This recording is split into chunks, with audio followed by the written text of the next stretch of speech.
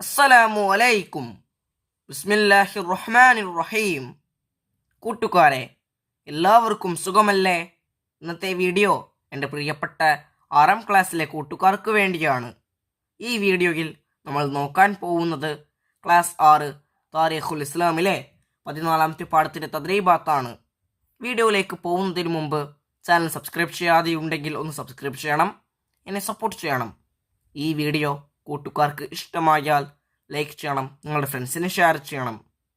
Class 6 ഇതുവരെ എടുത്ത പാഠങ്ങളുടെ തദ്രീബാത്ത് വേണമെങ്കിൽ കൂട്ടുകാർ എൻ്റെ ചാനൽ പ്ലേലിസ്റ്റിൽ പോയി നോക്കിയാൽ എളുപ്പത്തിൽ കിട്ടുന്നതാണ്. തദ്രീബാത്തെല്ലാം നോക്കുന്നതിന് മുമ്പ് ഈ പാഠത്തിൽ കൊടുത്തിരിക്കുന്ന കാര്യം നമുക്കൊന്ന് വായിച്ച് മനസ്സിലാക്കാം. അൽ വഹദത്തു റാബിഅത്ത അഷർ, 14ാമത്തെ പാഠം. ഖുദിൽ കിതാബ ബിഖുവ്വത്ത്. ആദ്യത്തെ പാരഗ്രാഫ് നോക്കൂ. മരപ്പണിക്കാരനായ പ്രവാചകൻ അധ്വാനിച്ച് ജീവിക്കുകയും ദുഃഖിതരെ സഹായിക്കുകയും യാചകരുടെ ആവശ്യങ്ങൾ നിറവേറ്റുകയും ചെയ്ത മഹാൻ. ഇസ്രായേലിലേക്ക് നിയുക്തനായ സക്കരിയ അലൈഹിസ്സലാമാണ് ആ പ്രവാചകൻ. സുലൈമാൻ അലൈഹിസ്സലാമിൻ്റെ സന്താന പരമ്പരയിലാണ് ജനനം. അദ്ദേഹത്തിന് 120 വയസ്സായി. പ്രബോധനം തുടരാൻ ഒരു സന്താനമില്ലാതെ ആ മഹാൻ ദുഃഖിച്ചു. അല്ലാഹു തആലയോട് പ്രാർത്ഥിച്ചു. തൻ്റെ സംരക്ഷണത്തിൽ വളർത്തിയിരുന്ന മറിയമിൽ നിന്നുണ്ടായ അസാധാരണ കഴിവുകൾ കണ്ട നബിക്ക് ആശയും പ്രതീക്ഷയും വർദ്ധിച്ചു. അല്ലാഹു തആല യഹ്യ എന്ന സന്താനത്തെ നൽകുമെന്ന് സന്തോഷവാർത്ത അറിയിച്ചു. സക്കരിയ അലൈഹിസ്സലാം ചോദിച്ചു, എനിക്ക് വയസ്സായി, എൻ്റെ ഭാര്യ വന്ധ്യയുമാണ്, എങ്ങനെ കുഞ്ഞുണ്ടാകും? അല്ലാഹു തആല അരുളി, അതെനിക്ക് എളുപ്പമാണ്. ഇതിനു മുമ്പ് ഒന്നുമില്ലായ്മയിൽ നിന്ന് താങ്കളെ ഞാൻ സൃഷ്ടിച്ചില്ലേ? അദ്ദേഹം അല്ലാഹു തആലയോട് ഒരു അടയാളം ആവശ്യപ്പെട്ടു.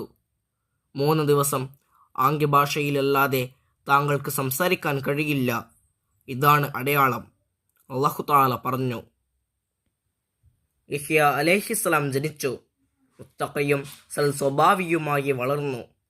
കളിക്കാൻ ക്ഷണിച്ച കുട്ടികളോട് അദ്ദേഹം പറഞ്ഞു, കളിക്കാനല്ല നാം സൃഷ്ടിക്കപ്പെട്ടത്. യഹ്യ അലൈഹിസ്സലാം ഭൗതിക വിരക്തനായി ജീവിച്ചു.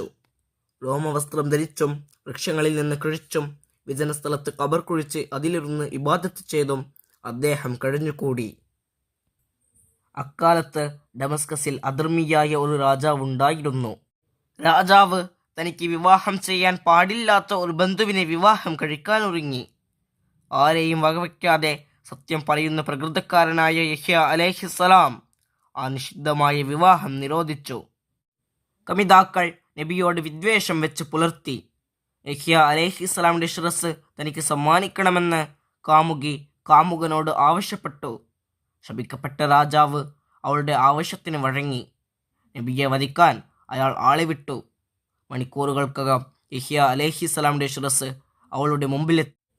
അങ്ങനെ അവർ അല്ലാഹു തആലയുടെ ശാപമേൽക്കാൻ കാരണക്കാരായി തീർന്നു. ഈ പാഠം കൂട്ടുകാർക്ക് മനസ്സിലായില്ലേ?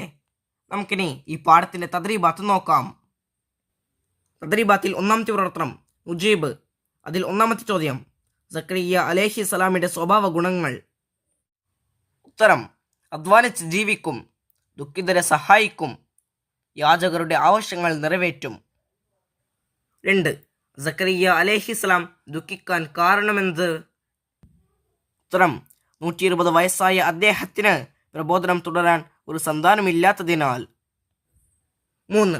അല്ലാഹു തആല സക്കരിയ അലൈഹിസ്സലാമിന് സന്തോഷവാർത്ത അറിയിച്ചു. എന്ത്?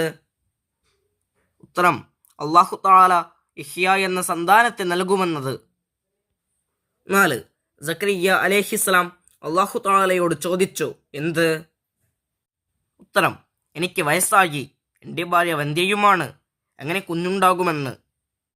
അടുത്ത പേജ് നോക്കൂ. 5. കുഞ്ഞ് ജനിക്കുമെന്നതിന് അല്ലാഹു തആല പറഞ്ഞ അടയാളം എന്തായിരുന്നു? ഉത്തരം: 3 ദിവസം ആംഗ്യഭാഷയിലല്ലാതെ അദ്ദേഹത്തിന് സംസാരിക്കാൻ കഴിയില്ല എന്നതായിരുന്നു. 6. കളിക്കാൻ ക്ഷണിച്ച കുട്ടികളോട് യഹ്യ അലൈഹിസ്സലാം പറഞ്ഞതെന്ത്? ഉത്തരം: കളിക്കാനല്ല നാം സൃഷ്ടിക്കപ്പെട്ടത് എന്ന്. 7. യഹ്യ അലൈഹിസ്സലാമിൻ്റെ ജീവിത രീതി എങ്ങനെയായിരുന്നു? ഉത്തരം: ഭൗതിക വിരക്തനായി ജീവിച്ചു. രോമവസ്ത്രം ധരിച്ചും വൃക്ഷങ്ങളിൽ നിന്ന് കഴിച്ചും വിജനസ്ഥലത്ത് ഖബർ കുഴിച്ച് അതിലിരുന്ന് ഇബാദത്ത് ചെയ്തും അദ്ദേഹം കഴിഞ്ഞുകൂടി. തദ്രീബാത്തിൽ രണ്ടാമത്തെ പ്രവർത്തനം തഖ്സീസ്, അതിൽ കുറിപ്പ് തയ്യാറാക്കുക. യഹ്യ അലൈഹിസ്സലാമിൻ്റെ രക്തസാക്ഷിത്വം എന്ന വിഷയത്തിൽ ഉപന്യാസം തയ്യാറാക്കുക. നമുക്ക് തയ്യാറാക്കാം. യഹ്യ അലൈഹിസ്സലാമിൻ്റെ വധത്തിന് കാരണക്കാരായ രാജാവും രാജ്ഞിയും ജീവിച്ചിരുന്നത് ഡമസ്കസിലായിരുന്നു. അധർമ്മിയായ ആ രാജാവ് തനിക്ക് വിവാഹം ചെയ്യാൻ പാടില്ലാത്ത ഒരു ബന്ധുവിനെ വിവാഹം കഴിക്കാനൊരുങ്ങി. ആരെയും വകവയ്ക്കാതെ സത്യം പറയുന്ന പ്രകൃതക്കാരനായ യഹ്യ അലൈഹിസ്സലാം ആ നിഷിദ്ധമായ വിവാഹം നിരോധിച്ചു. കമിതാക്കൾ നബിയോട് വിദ്വേഷം വെച്ച് പുലർത്തി.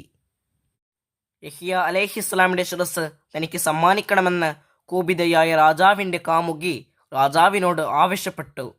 രാജാവ് അവളുടെ ആവശ്യത്തിന് വഴങ്ങി. നബിയെ വധിക്കാൻ അയാൾ ആളെ വിട്ടു. യഹൂദി പോരാളികൾ ആയുധങ്ങളുമായി കുതിച്ചു ചെന്നു. മസ്ജിദിൽ നിസ്കരിച്ചു കൊണ്ടിരിക്കുകയായിരുന്ന യഹ്യ അലൈഹിസ്സലാമിനെ അവർ വധിച്ചു. അദ്ദേഹത്തിൻ്റെ ശിരസ്സും രക്തവും അവർ രാജകൊട്ടാരത്തിലെത്തിച്ചു. രാജ്ഞി ഉന്മാദവതിയായി. തൻ്റെ മുമ്പിൽ താൻ ആവശ്യപ്പെട്ടതുപോലെ യഹ്യ അലൈഹിസ്സലാമിൻ്റെ ശിരസ്സും രക്തവുമായി എത്തിയ ആ തളിക ആവേശത്തോടെ അവൾ വാങ്ങി. എന്നാൽ അള്ളാഹുവിൻ്റെ ശിക്ഷ അവരിലേക്ക് ഇറങ്ങി. രാജാവും രാജ്ഞിയും അവരുടെ കൊട്ടാരവും തന്മൂലം തകർന്നു. ആ ധിക്കാരികളെ ഈ ലോകത്തു നിന്നും അള്ളാഹു അകറ്റി. അങ്ങനെ അവർ അള്ളാഹു തആലയുടെ ശാപമിറങ്ങാൻ കാരണക്കാരായി തീർന്നു. ഈ വീഡിയോ കൂട്ടുകാർക്ക് ഉപകാരപ്രദമായെന്ന് വിചാരിക്കുന്നു. ഇൻഷാ അല്ലാഹ് അടുത്ത സബ്ജക്റ്റുമായി നമുക്ക് വീണ്ടും കാണാം. അപ്പോൾ എല്ലാവർക്കും അസ്സലാമു അലൈക്കും വറഹ്മത്തുള്ളാഹി തആല വബറകാതുഹു.